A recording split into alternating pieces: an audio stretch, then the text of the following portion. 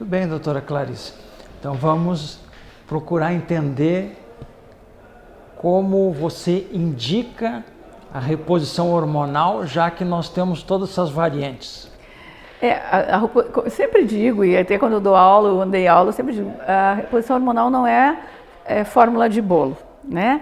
Ela deve ser sempre, em primeiro lugar, individualizada e considerando isso aí, qualidade de vida, né? E o perfil de cada mulher. Idade, fase da menopausa, do climatério que ela se encontra, antes da menopausa, depois da menopausa, fatores de risco, se a paciente é hipertensa ou não é hipertensa, se a hipertensão dela está compensada ou não, se ela tem algum outro fator de risco grande cardiovascular, né, ela teria uma restrição maior ou não a usar. Existem trabalhos que mostram também que, dependendo do tipo de estrogênio que a gente usa, ele tem uma ação melhor para o coração do que outros. Né? Então, tem trabalhos mostrando que o estradiol e o estrógenos conjugados, que foi aquele que foi execrado com 2002, mostra que o estrógeno conjugado até para o coração seria melhor. Mas para a população em geral, a gente tem usado muito mais o estradiol. Né? Quando a mulher tem útero, eu tenho que usar progesterona junto. Então, se eu pudesse idealizar um tratamento, eu idealizaria uma mulher sem útero, né? Que daí não teria o risco maior do câncer, porque a progesterona, a associação de estrogênio mais progesterona, que os estudos mostraram que aumentaria o risco do câncer de mama. O uso só de estrogênio não teria esse problema. Só que a mulher tem útero, tem que usar progesterona junto. Né? E a via, se eu pudesse escolher, seria a via não oral. Né? Porque a via oral, ela tem a primeira passagem hepática, isso interfere no sistema renal, que pode piorar ou agravar o problema da hipertensão. Então, paciente hipertensa, né, o ideal seria uma via não oral, o transdérmico, seja o adesivo, seja o gel, né? Antes tinha o nasal, mas o nasal não foi muito aderente, então a via ideal seria, na necessidade do estrogênio, por dados sistêmicos, a paciente tem calorão, tem todo aquele outro quadro que nós falamos, seria a melhor opção. Né? Se a paciente só tem queixa vaginal e isso interfere na libido da paciente, né, a secura, aí o tratamento é só tópico, é só com um tipo de estrogênio, né, então ou estriol ou um derivado, né, que tem menor absorção. Nessa questão da reposição, né, que você está colocando, com muita parcimônia, individualizando o paciente, né, porque a gente cada vez aprende mais dentro da medicina, né, e a sabedoria a gente vai alcançando com o tempo, né? Então a gente tem conhecimento, estuda bastante, mas tem que ter aquele tempo, o segmento e a experiência para a gente saber que você pega o que tem na literatura e coloca particularizando o indivíduo. E não traduz totalmente o que vem na literatura, porque são grupos, né? Não vão se encaixar dentro daquele teu paciente, né? Mas dentro desse contexto, assim, o paciente está na menopausa, está com todos esses sintomas, faz a reposição. O teu controle é só clínico, volto a insistir, ou tu faz algum tipo de exame para ver se houve melhora nesse quadro? O controle é sintomático, o controle é clínico. Existem situações pontuais que a gente dosa.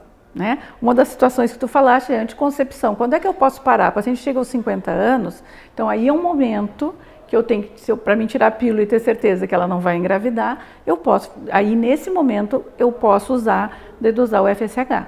Né? A paciente tem sintomas antes dos 40 anos que sugerem falência. Então, nesse momento, eu vou dosar. Então, dosagem de hormônio para identificar se a paciente está em falência são em situações pontuais. O diagnóstico da fase perimenopáusica é clínico, né? E o diagnóstico dos sintomas e a melhora, ela é evidente. Se a paciente tem sintomas decorrendo da deficiência estrogênica, nós usamos a medicação, em 30 dias a paciente retoma quase a vida normal e em 60 dias não sente mais nada. Né? Aí pergunta, para quando? Para quando? Né? Já vou fazer a pergunta por ti, porque é uma pergunta que as pacientes fazem bastante. Né? Então a gente sabe que a tendência fisiológica é que esses sintomas não devam perdurar mais do que 5 anos, em torno da menopausa. Né? Os sintomas mesmo. Então a gente diz para os pacientes, olha, vou usar contigo 2 anos, 3 anos e vamos tentar parar no inverno. No inverno. né? Ela para, não teve mais sintomas, não precisa usar mais. Né? Voltou a ter sintomas, tem que usar. Menos de 10% às vezes tem que usar a vida inteira. Por que vocês ginecologistas orientam que a paciente chegou na menopausa e vocês fazem indicam a reposição hormonal dos 50 aos 59 anos? Então, nesses 10 primeiros anos ainda pode indicar. E depois passou dos 60 já não pode indicar. Qual é o racional? Tá, primeiro, os sintomas geralmente acometem a mulher na fase de transição, do período reprodutivo para o não reprodutivo. É em torno da menopausa, né? É nesse período que ela tem maior ganho em realizar, primeiro pelos sintomas, e depois também porque a proteção em relação ao osso, que é a doença da longevidade, é a osteoporose hoje, na mulher sarcopenia no homem, mas a longevidade traz para a mulher a osteoporose, né? Então, onde nós temos um maior ganho em trabalhar o metabolismo ósseo e ainda manter a proteção cardiovascular é nesse período dos primeiros 5 a 9 anos. Como eu te falei que geralmente o tratamento dura 3, 5 anos, é nesse período até os 55, 59 anos que a mulher tem a melhor vantagem em relação a isso.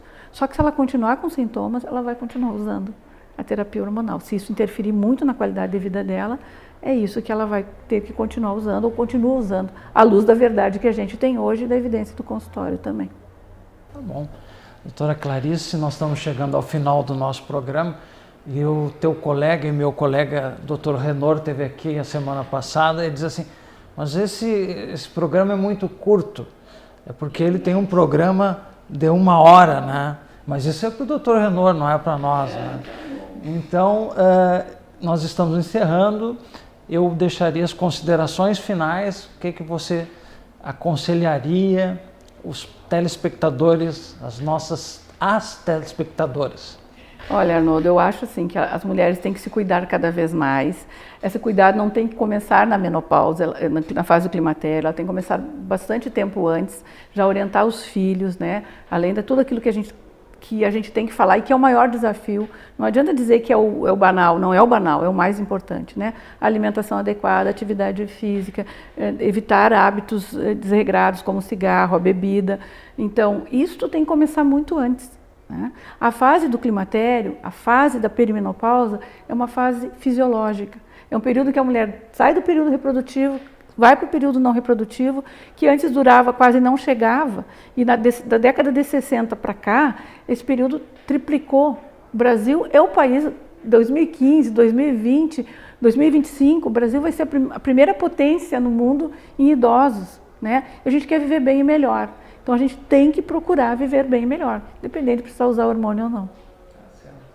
Obrigada pela oportunidade, viu? Obrigada pelo convite.